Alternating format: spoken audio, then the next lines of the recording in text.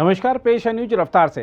कांग्रेस ने महंगाई, बेरोजगारी और कई खाद्य वस्तुओं को जीएसटी के दायरे में लाए जाने के खिलाफ शुक्रवार को प्रदर्शन किया, जिसके बाद पार्टी के पूर्व अध्यक्ष राहुल गांधी और महासचिव प्रियंका गांधी वाड्रा समेत कई नेताओं को हिरासत में ले लिया गया। पार्टी के प्रदर्शन में शामिल हुए नेताओं ने काले रंग के कपड़े पहन रखे थे। राहुल गांधी की अगुवाई में कांग्रेस सांसदों ने संसद भवन से राष्ट्रपति भवन के लिए मार्च निकाला। हालांकि पुलिस ने उन्हें बीच में ही रोक दिया और हिरासत में ले लिया। इस बीच मध्य प्रदेश के नगरीय प्रशासन मंत्री भूपेंद्र सिंह ने कहा है कि राज्य सरकार ने भोपाल के प्रेस कॉम्प्लेक्स में नेशनल हेराल्ड अखबार को आवंटित जमीन की जांच के आदेश दिए हैं, क्योंकि वहां नियमों का उल्लंघन कर व्यावसायिक भवन बनाए गए हैं। भारतीय रिजर्व बैंक के गवर्नर शक्तिकांत दास ने कहा है कि गंभीर दूरगामी प्रभाव वाली 2 अप्रत्याशित घटनाओं और कई झटकों के बाद भी देश की अर्थव्यवस्था दुनिया में स्थिरता का प्रतीक बनी हुई है। शक्तिकांत दास ने मौद्रिक नीति समीक्षा की घोषणा के बाद संवाददाता सम्मेलन में कहा कि खुदरा महंगाई को काबू में लाने के लिए नीतिगत दर रेपो को 0.5% बढ़ाकर 5.4% किया गया है। साथ ही समिति ने आने वाले समय में मुद्रास्फीति को लक्ष्य के अनुसार काबू में लाने के साथ आर्थिक वृद्धि को समर्थन देने के इरादे से नरम नीतिगत रुख को वापस लेने पर ध्यान देने का भी फैसला किया है। शक्तिकांत दास ने कहा कि मुद्रास्फीति उच्चतम स्तर को छू चुकी है और अब नीचे आएगी, लेकिन अभी यह अस्वीकार्य रूप से काफी ऊंचे स्तर पर है। वित्त मंत्रालय ने कहा है कि धार्मिक और परमार्थ संस्थानों द्वारा संचालित सरायों के कमरों के किराए या संपत्तियों पर जीएसटी नहीं लगेगा।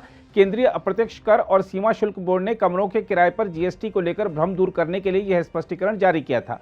वित्त मंत्रालय का यह स्पष्टीकरण आप सांसद राघव चड्ढा समेत विभिन्न तबकों की मांग के बाद आया है कि धार्मिक संस्थानों के कमरों के किराए पर जीएसटी को वापस लिया जाए। कानपुर में पुलिस ने हिंदू देवी देवताओं की अपमानजनक तस्वीर छापने और हिंदुओं की धार्मिक भावनाएं आहत करने के आरोप में अंग्रेजी पत्रिका द वीक के खिलाफ प्राथमिकी दर्ज की है। यह प्राथमिकी बीजेपी के पूर्व प्रदेश उपाध्यक्ष प्रकाश शर्मा की शिकायत पर दर्ज की गई है। प्रकाश शर्मा ने पत्रिका के संपादक और प्रशासनिक प्रबंधन पर हिंदुओं की धार्मिक भावनाएं आहत करने का आरोप लगाया है।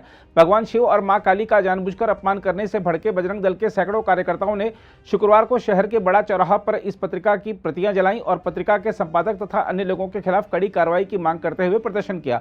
प्रकाश शर्मा ने कहा कि पत्रिका ने भगवान शिव और मां काली की आपत्तिजनक फोटो प्रकाशित की है और जानबूझकर हिंदुओं, खासकर भगवान शिव और मां काली के भक्तों की धार्मिक भावनाएं आहत की हैं। उन्होंने कहा कि इस आपत्तिजनक कृत्य के लिए जिम्मेदार संपादक और अन्य लोग से सख्ती से निपटा जाना चाहिए।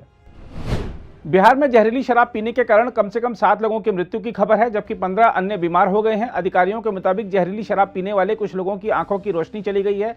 सारण की जिलाधिकारी राजेश मीणा के मुताबिक सभी मामले मकेर थाना क्षेत्र के अंतर्गत आने वाले गांवों से आए हैं। जिलाधिकारी राजेश मीणा ने कहा, प्रथम दृष्टया ऐसा प्रतीत होता है कि ग्रामीणों ने जहरीली शराब का सेवन किया था। यहाँ 5 लोगों की मौत हो गई, जबकि पटना मेडिकल कॉलेज और अस्पताल में 2 लोगों की मौत हो गई। सारण के पुलिस अधीक्षक संतोष कुमार ने कहा, हम अवैध रूप से शराब बनाने वाले लोगों को पकड़ने के लिए मकेर, मढ़ौरा और भेलड़ी थाना क्षेत्रों में छापेमारी कर रहे हैं। यह अभियान समाप्त होने के बाद ही हम गिरफ्तारियों की संख्या बता पाएंगे।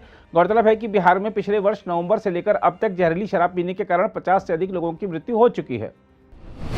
प्रवर्तन निदेशालय ने साल 2011 में 263 चीनी नागरिकों को वीजा जारी करने में कथित अनियमितता से जुड़े धन शोधन मामले में शुक्रवार को तमिलनाडु में आधा दर्जन स्थानों पर छापेमारी की। हम आपको बता दें कि वीजा घोटाला मामले में कांग्रेस सांसद कार्ति चिदम्बरम का नाम भी सामने आया था। अधिकारियों ने बताया कि चेन्नई और आसपास के क्षेत्रों में कुछ कंपनी और उनके प्रवर्तकों के परिसरों में छापेमारी की जा रही है। ईडी ने इसी मामले में सीबीआई द्वारा दर्ज प्राथमिकी का संज्ञान लेने के बाद मई में धन शोधन निवारण अधिनियम के तहत मामला दर्ज कर जांच शुरू की थी। सीबीआई की प्राथमिकी के मुताबिक यह मामला कार्ति और उनके करीबी एस भास्कर रमण को वेदांता समूह की company Talwandi Sabo power limited के एक शीर्ष अधिकारी द्वारा रिश्वत के रूप में 50 लाख रुपए दिए जाने के आरोपों से संबंधित है। यह कंपनी पंजाब में बिजली संयंत्र स्थापित कर रही थी। देश के नए उपराष्ट्रपति के निर्वाचन के लिए शनिवार को मतदान होगा। इसमें मुकाबला राष्ट्रीय जनतांत्रिक गठबंधन के उम्मीदवार जगदीप धनखड़ और विपक्ष की संयुक्त उम्मीदवार मार्गरेट एल्वा के बीच है। आंकड़ों के लिहाज से देखा जाए तो पश्चिम बंगाल के पूर्व राज्यपाल जगदीप धनखड़ की जीत सुनिश्चित लग रही है। विपक्षी दलों में उपराष्ट्रपति चुनाव को लेकर मतभेद भी सामने आए हैं, क्योंकि पश्चिम बंगाल की मुख्यमंत्री ममता बनर्जी के नेतृत्व वाली तृणमूल कांग्रेस ने मार्गरेट एल्वा के नाम की घोषणा से पहले सहमति नहीं बनाने की कोशिशों का हवाला देते हुए मतदान प्रक्रिया से दूर रहने की घोषणा की है। 80 वर्षीय मार्गरेट एल्वा कांग्रेस की वरिष्ठ नेता हैं और वह राजस्थान के राज्यपाल के रूप में भी काम कर चुकी हैं। चीन ने अमेरिकी प्रतिनिधि सभा के अध्यक्ष नैन्सी पेलोसी द्वारा इस सप्ताह की शुरुआत में ताइवान की यात्रा किए जाने को लेकर उन पर अनिर्दिष्ट प्रतिबंध लगाने की घोषणा की है। चीनी विदेश मंत्रालय ने शुक्रवार को एक बयान जारी करके कहा कि पेलोसी ने उस स्वशासित द्वीप की उनकी यात्रा को लेकर चीन की चिंताओं और विरोध की अवहेलना की है, जिस पर बीजिंग अपना दावा जताता है। इससे पहले पेलोसी ने कहा था कि चीन अमेरिकी अधिकारियों को ताइवान की यात्रा करने से नहीं रोक सकता। राष्ट्रमंडल खेलों में पुरुषों की लंबी कूद स्पर्धा में मामूली अंतर से स्वर्ण पदक से चूककर रजत पदक से संतोष करने वाले भारतीय एथलीट मुरली श्रीशंकर ने कहा कि यह अधिक से अधिक सफलता हासिल करने की उनकी भूख की शुरुआत है। लंबे कद के इस एथलीट के लिए पदक जीतना आसान नहीं रहा, क्योंकि तीसरे प्रयास में बाद में 7.84 मीटर कूद लगाकर छठे स्थान पर वह खिसक गए थे। इसके बाद उन्होंने अच्छी वापसी की और चौथे प्रयास में 8.08 मीटर की कूद लगाई, जिससे वह ऐतिहासिक रजत पदक हासिल करने में सफल रहे।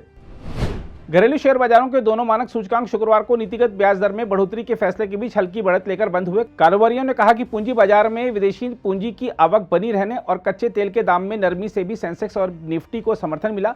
बीएसई का 30 शेयरों वाला सेंसेक्स 89.13 अंक यानी 0.15% बढ़कर 58,387.93 अंक पर पहुंच गया। वहीं नेशनल स्टॉक एक्सचेंज का निफ्टी 15.50 अंक यानी 0.09% की हल्की बढ़त के साथ 17,397.50 अंक पर बंद हुआ। अगर आप भी लेना चाहते हैं देश दुनिया की तमाम जानकारी तो आज ही सब्सक्राइब करें हमारे चैनल को। साथ ही नीचे दिए बेल आइकन को जरूर दबाएं ताकि हर अपडेट आप तक पहुंच सके।